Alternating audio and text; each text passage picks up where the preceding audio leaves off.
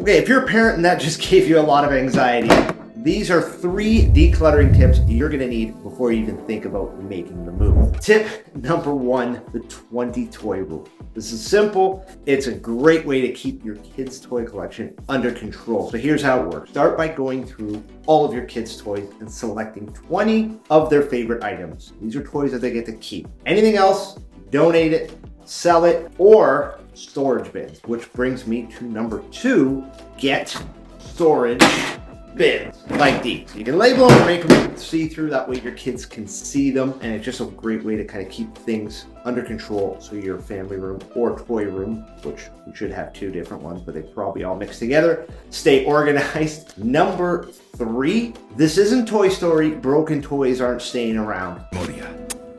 ¿Han visto mi nave espacial?